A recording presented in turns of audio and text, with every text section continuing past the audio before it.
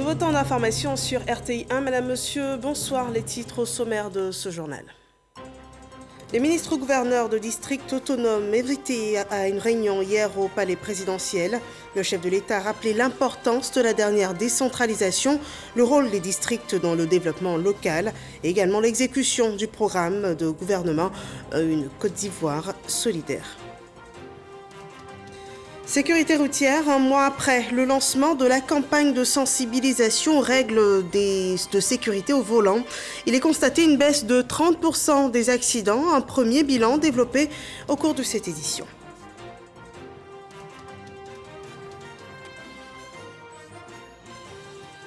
Et les attentats du 13 novembre 2015 en France, le principal accusé, Salah Abdeslam, a été entendu ce mercredi, 6e jour du procès sur ces événements qui ont endeuillé la France.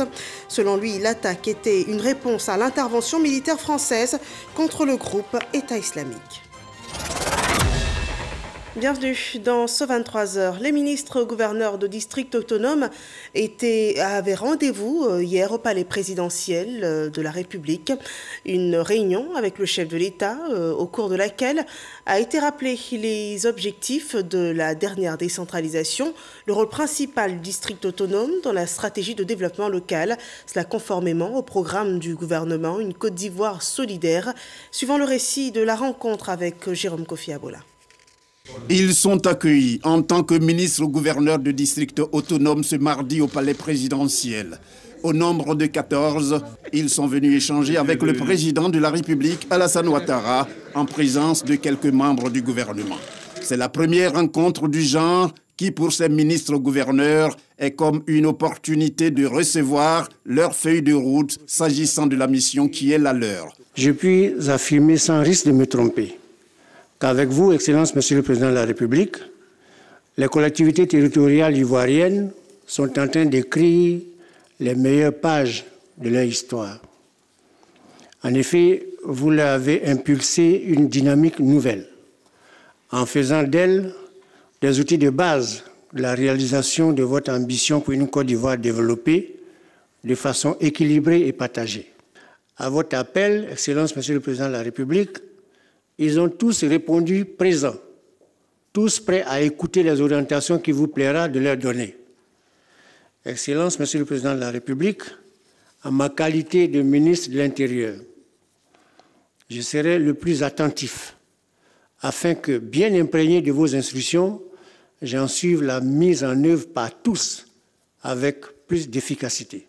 En prenant la parole au nom de ses camarades, le ministre-gouverneur du district autonome d'Abidjan, Robert Begré-Mambé, s'est montré rassurant quant à la détermination de chacun à œuvrer pour contribuer au développement de la Côte d'Ivoire, tel que voulu par le président de la République, Alassane Ouattara. Excellence, Monsieur le Président de la République, au nom de tous les ministres-gouverneurs, je vous prie d'accepter notre profonde reconnaissance pour cet honneur immense qui est fait à chacun de nous, de pouvoir continuer de travailler à vos côtés et aux côtés de M. le Premier ministre Jérôme Patrick Achi, chef du gouvernement, qui assure notre tutelle et qui nous encourage en permanence. Nos responsabilités telles que nous les entrevoyons ne rentrent ni en conflit avec quelque structure que ce soit, ni en compétition avec les institutions de l'État, mais favorisent pour ceux qui savent comprendre la complémentarité et l'optimisation. La fonction de ministre-gouverneur est un condensé de l'action gouvernementale, un instrument relais des aspirations profondes des populations du point de vue des actions concrètes sur le terrain et le reflet affirmé du chef de l'État de mettre en œuvre de manière directe et ajustée sa vision du développement de la nation dans toutes ses composantes vectorielles. Le chef de l'État, en ce qui le concerne, a indiqué ne pas avoir de doute sur la qualité des personnalités choisies comme ministre-gouverneur de district autonome. Votre nomination en tant que ministre-gouverneur est la reconnaissance non seulement de votre compétence, mais de cette expérience. Et aussi, je sais pour beaucoup d'entre vous, votre connaissance des questions de développement local dans nos districts respectifs. Comme vous le savez, nous avons de grands projets d'infrastructure qui vont au-delà des régions Et donc, il était tout à fait normal que nous ayons des personnalités d'expérience pour la coordination entre plusieurs régions. Madame et Messieurs les ministres-gouverneurs, les textes adoptés pour la création des districts autonomes, notamment les différents décrets d'application, précisent les missions et les modalités de fonctionnement du district autonome. Ces textes permettent d'éviter tout chevauchement dans les attributions des différents acteurs du développement local. Ainsi, je vous propose d'exercer vos missions et vos attributions dans le strict respect de celles dévolues aux autres collectivités territoriales et aux entités ou services déconcentrés.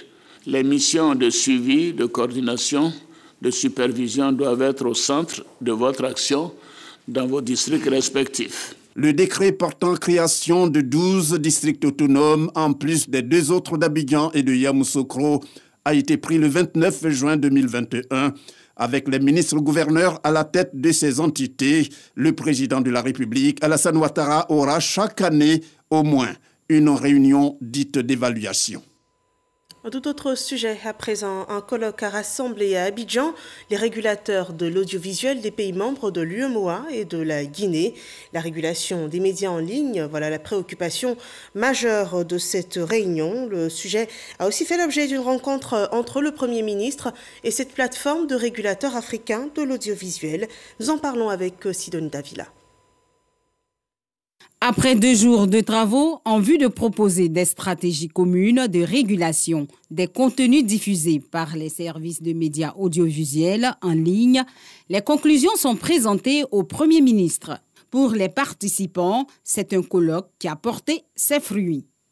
Nous disons très souvent que les jeunes Africains, malheureusement, ne sont pas conscients qu'ils laissent des traces numériques de leur vie dans les réseaux sociaux. Et c'est extrêmement important, il faudrait les conscientiser. En plus du cadre réglementaire sur lequel nous réfléchissons, il y a des enjeux de sensibilisation extrêmement importants. Il y a également les fake news, vous savez, qui impactent nos vies politiques, qui impactent nos systèmes politiques. Et sur tout cela, nous devons trouver une solution. Nous avons, disons, élaboré une esquisse, nous allons en faire une ébauche plus tard et peut-être, avant les rencontres de Ouagadougou, travailler vraiment sur un cadre légal qu'on peut appliquer dans nos différents pays. Aucune liberté ne peut être totale. Le régulateur, c'est celui qui fait appliquer des textes. Et nous sommes tous libres dans la limite des textes qui sont édictés donc dans ce cadre-là. Il ne faut pas voir sans cela le gendarme, mais comme son nom l'indique, le régulateur, c'est celui qui permet de faire respecter donc les règles de fonctionnement. Et aucun État, aucune organisation ne peut fonctionner sans règles. Patrick Hachi, pour qui la question de la régulation du secteur de la digitalisation est très importante, souligne la nécessité pour les acteurs d'anticiper. En même temps qu'il constitue une opportunité, il peut constituer également une menace. Une menace aux libertés individuelles et publiques. Voilà. On souhaite avoir, je dirais, un environnement bien sûr ouvert, mais il faut que cet environnement soit sécurisé. Voilà. Sécurisé, c'est vraiment le mot-clé aujourd'hui de tous ceux qui utilisent la technologie pour pouvoir développer, je dirais, leur économie, leur pays, puisqu'aujourd'hui, le secteur tel que celui de la digitalisation, donc l'économie numérique, est l'un de ceux qui croient le plus au monde, ou qui contribuent en tout cas à la croissance du PIB pour de nombreux pays. La mission, bien sûr, et les réflexions que vous venez, je dirais, de conduire là, entrent directement dans le champ de préoccupation des gouvernants que nous sommes, et notre souci, bien sûr, est de légiférer sur ces questions. Au cours des travaux, les membres de la plateforme des régulateurs de l'audiovisuel des pays membres de l'UEMOA et de la Guinée ont adopté, entre autres, des mesures consensuelles de lutte contre l'exploitation illégale des services audiovisuels via Internet. Les médias traditionnels améliorent leurs services pendant ce temps. La RTI prépare son passage en haute définition, une technologie qui permettra de proposer aux téléspectateurs des programmes d'une qualité sonore meilleure et une excellente résolution des images. Des installations techniques sont d'ailleurs en cours, selon ce reportage de Serge Pakomdidi et Walter Amadou Ouattara. La télévision en haute définition permet de bénéficier d'une qualité d'image et de son optimale. La radio-télévision ivoirienne RTI se prépare à se mettre à jour de cette révolution numérique. La télévision nationale passe très bientôt de la qualité actuelle à la haute définition. Le président du conseil d'administration et le directeur général de la RTI visitent les installations. L'UIT a imposé de nouvelles normes qu'on appelle HD à tous les médias audiovisuels. La RTI n'a pas échappé. Depuis plus d'1 an, le DG et ses collaborateurs sont au charbon afin de mettre notre groupe à cette norme-là, HD. Et donc, du matériel a été commandé. Et en plusieurs vagues successives, il était bon, selon le rapport qu'il nous a fait, qu'on vienne aujourd'hui constater de visu ce qui a été amené et installé.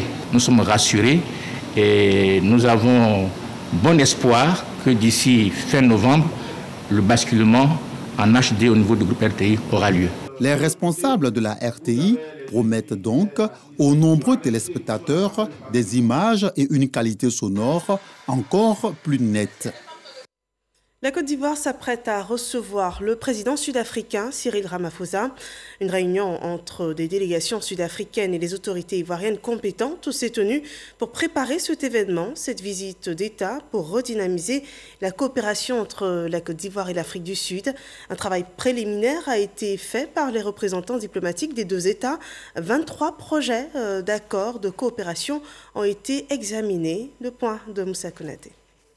Le président d'Afrique du Sud, Cyril Ramaphosa, va effectuer une visite d'État en Côte d'Ivoire. Une rencontre diplomatique avec son homologue ivoirien pour redynamiser les relations entre les deux pays.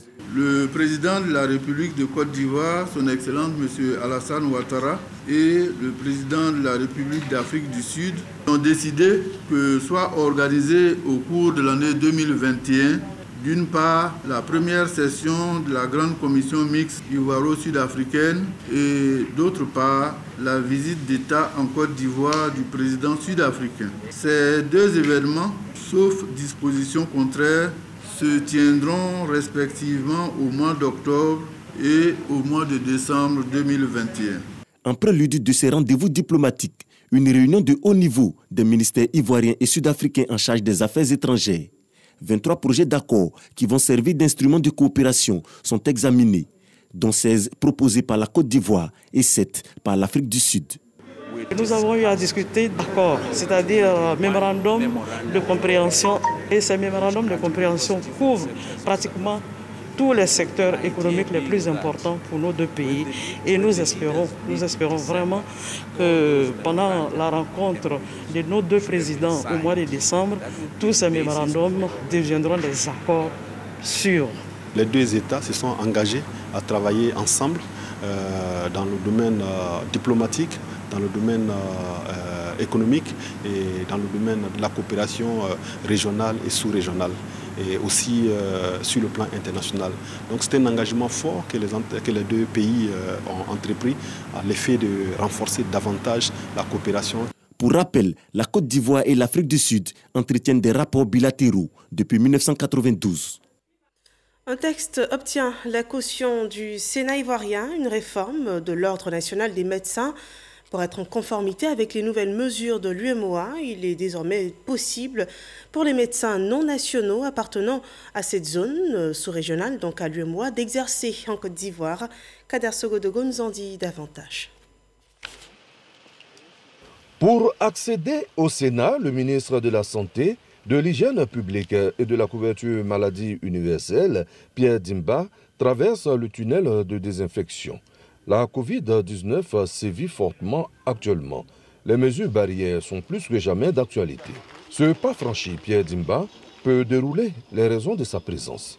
Il est porteur, au nom du président de la République, d'un projet de loi portant organisation et fonctionnement de l'Ordre national des médecins de Côte d'Ivoire. Une organisation qui est à la croisée des chemins, qu'il faut remodeler dans son ensemble pour faire une ouverture aux médecins du public dans la gestion.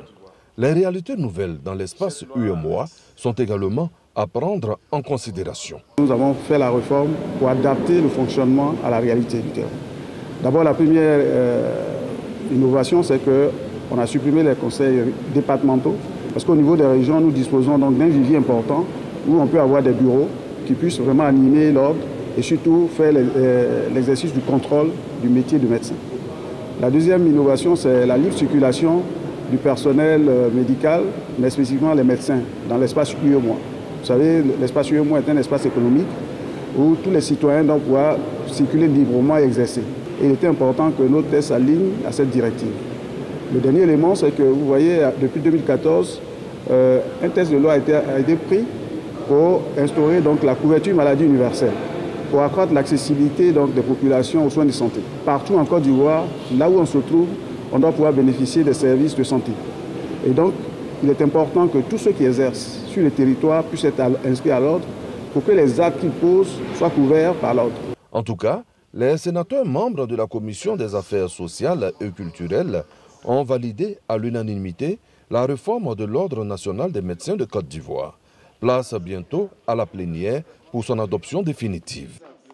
Voyons à présent le point de la pandémie de coronavirus à cette date.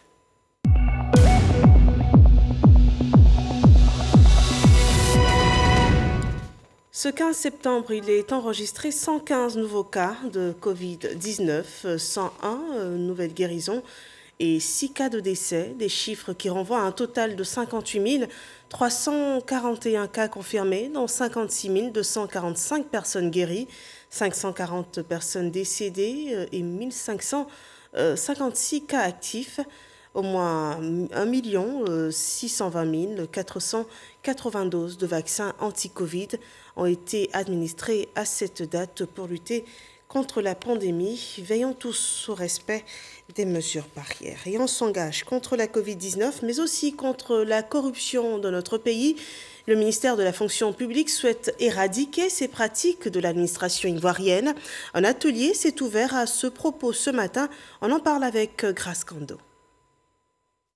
L'administration publique ivoirienne souffre de plusieurs maux liés à la corruption. Les agents qui sont chargés d'établir des actes, moyennant des pots de vin, peuvent établir des actes plus rapidement pour certains usagers que pour d'autres. Ça crée une inégalité entre les usagers. Il y a également les concours. Il y a toute la chaîne. Il y a bien sûr la structure qui organise, mais il y a les surveillants qui viennent d'autres secteurs. Il y a les correcteurs. Ce sont autant d'endroits où il peut y avoir la corruption.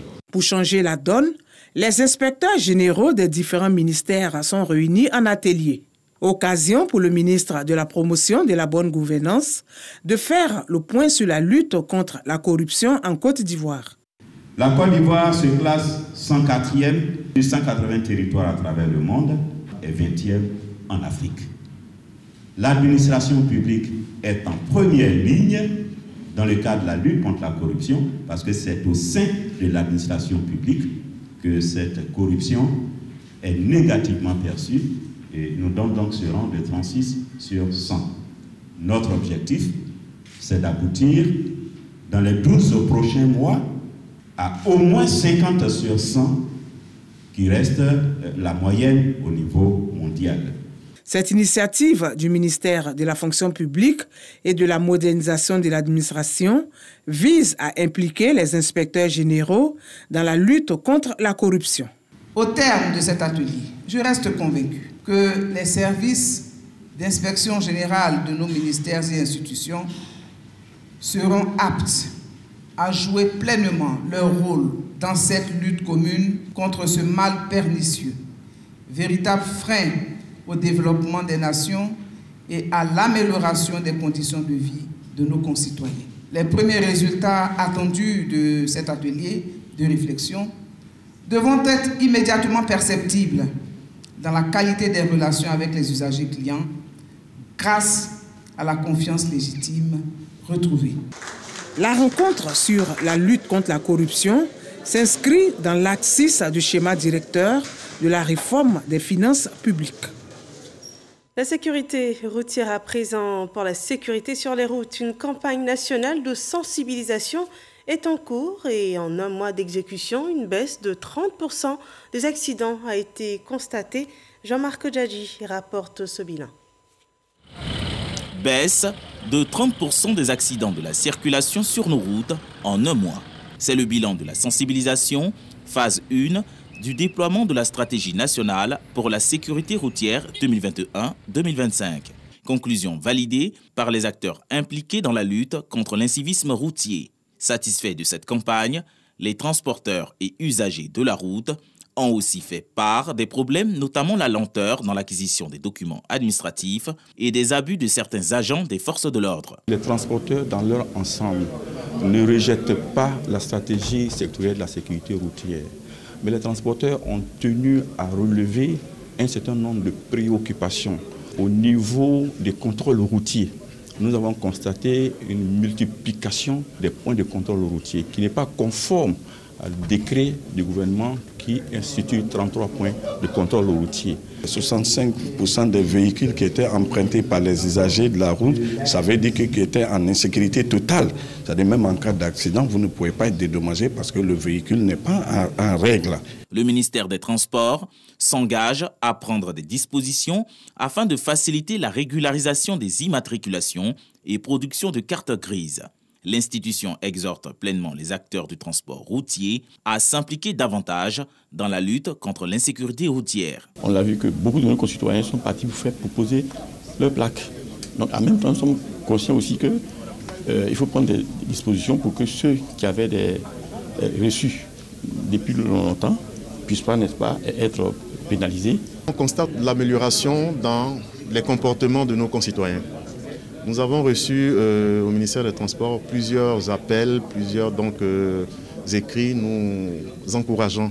Lancée le mardi 10 août 2021, la campagne nationale de sensibilisation pour la sécurité routière a pris fin le lundi 6 septembre 2021. L'armée de l'air de Côte d'Ivoire est en deuil depuis la mort de 5 de ses membres dans un crash d'hélicoptère. Près d'une semaine après ce drame, le chef d'état-major des armées a apporté la compassion et la solidarité de l'ensemble des forces de défense et de sécurité à l'armée de l'air. Abou Sanogo. Ce sont des hommes encore affligés par la disparition tragique de leurs frères d'armes qui ont accueilli le général de corps d'armée Lassina Doumbia, chef d'état-major général des armées, à la place d'armes de l'état-major de l'armée de l'air en cette matinée de mardi. Pour l'occasion, l'ensemble des personnels, pilotes, mécaniciens, basiers et fusiliers se sont rassemblés en grand nombre, unis dans la douleur, mais solidaires dans la détermination pour entendre le mot de leur chef. Au nom de tous vos frères d'armes,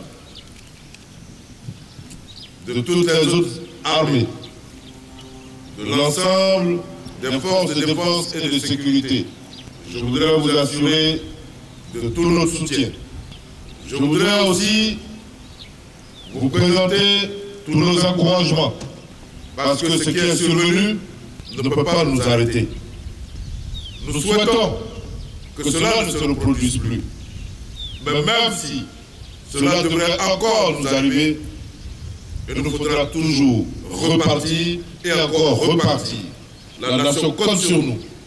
Les populations comptent sur nous. L'État de Côte d'Ivoire compte sur nous. Le chef d'état-major général des armées a insisté sur la poursuite des recherches dans cette zone difficile parce que marécageuse.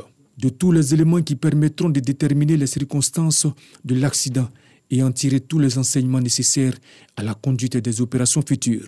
Nous ferons tout ce qui est en notre possible pour retrouver les 2 boîtes noires. C'est vrai qu'aujourd'hui, avec la montée des eaux, ça devient de plus en plus difficile de poursuivre les fouilles, de poursuivre les recherches. Mais je mettrai point d'honneur à ce que ces 2 boîtes noires soient retrouvées. Évoquant certains commentaires tendancieux entendus lors de cet épisode, le général de corps d'armée Lassina Doumbia a encouragé ses hommes à continuer et à ne pas en tenir compte. Certains m'ont fait savoir que vous étiez quelque peu choqués par certains propos qui se tenaient sur les réseaux sociaux. Ce n'est pas là-bas que nous devons aller chercher nos informations. Ce n'est pas là-bas que nous devons aller chercher la force pour aller au combat. Ce n'est pas là-bas que nous devons aller chercher tout le courage légitime pour faire face à l'ennemi.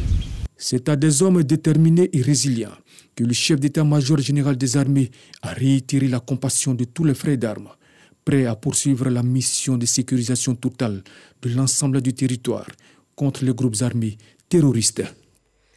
Restons dans les rangs de l'armée. L'école militaire préparatoire de Bingerville a accueilli ce matin la cérémonie de passation de commandement entre le lieutenant-colonel d'en-haut Josué Parfait, chef de corps sortant, et le colonel Bess Joseph Arthur Olivier.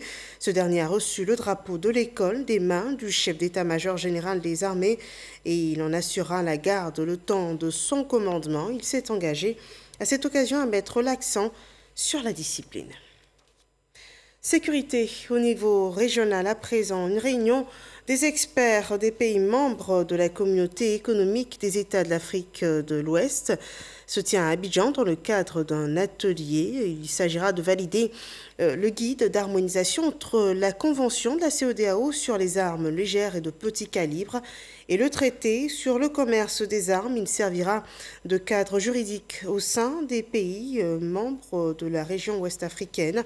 Cet atelier est organisé par la CEDEAO et l'agence de coopération allemande. La 4e édition du Salon international des inventions d'Abidjan Innova, dénommée Abidjan Innova, se prépare. Elle aura lieu du 31 mars au 22 avril prochain au Palais de la Culture de Trècheville. Plus de 100 inventeurs et innovateurs sont attendus à cet événement. Ils participeront sous le thème « La valorisation des inventions et innovations, une affaire d'État ». C'est un projet porté par la Fédération des inventeurs et innovateurs de Côte d'Ivoire. Il a été lancé au district d'Abidjan hier au cours de la célébration de la 22e journée africaine de la technologie et de la propriété intellectuelle. D'autres créateurs sont également suivis par nos autorités. Il s'agit des artisans. Ceux installés dans la commune de Cocody ont reçu leur ministre de tutelle, Félix Anoblé. Il a pu voir les conditions de travail de ces artisans et d'y avoir la vision plus claire pour les accompagner donc ces entrepreneurs au développement de leur secteur. Marie-Ange Kouakou et Cheikh Koné. Jean Awa travaille dans la maroquinerie. Il fabrique des chaussures, des sacs, des cartables et des ceintures à la main. Pour le maroquinier, son rêve est de créer une véritable industrie dans le pays. Mais il traverse de nombreuses difficultés. Nos difficultés, c'est l'approvisionnement en matière d'œuvre, en matière en fourniture et en accessoires. Parce qu'il faut passer aux commandes depuis l'extérieur. Nous n'avons pas le cuir de premier choix, c'est le cuir de second choix. Mais qu'on essaie toujours, avec beaucoup d'imagination, d'apporter une solution, toujours pour satisfaire les besoins du marché. Comme Jean Awa, le maître artisan Cocoa Wenceslas fabrique uniquement des chaussures. Il souhaite transmettre son savoir-faire aux jeunes apprenants.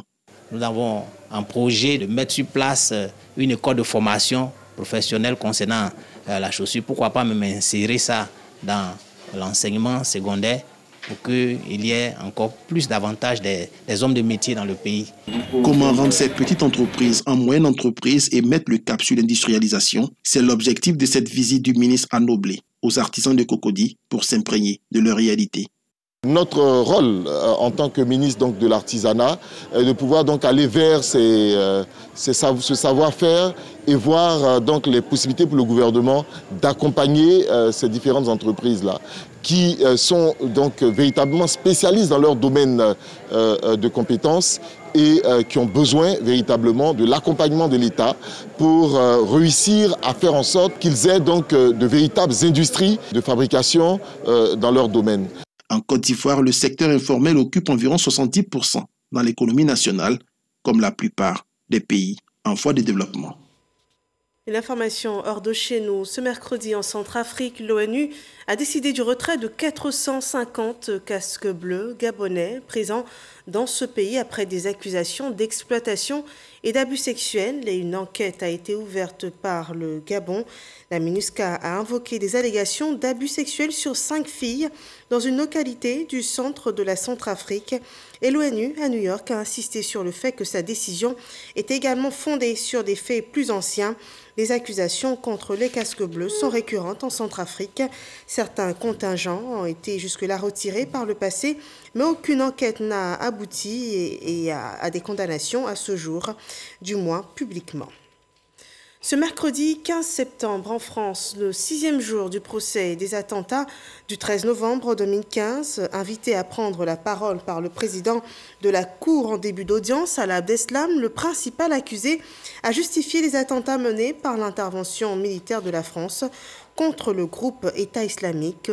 La Cour, qui n'interrogera pas les accusés avant novembre sur leur personnalité et en 2022, sur fond du dossier, souhaitait une déclaration spontanée résumant leur position sur les faits qui leur sont reprochés. Voilà qui met un terme à cette édition d'information. Merci de l'avoir suivi. Excellente suite des programmes sur RTI 1.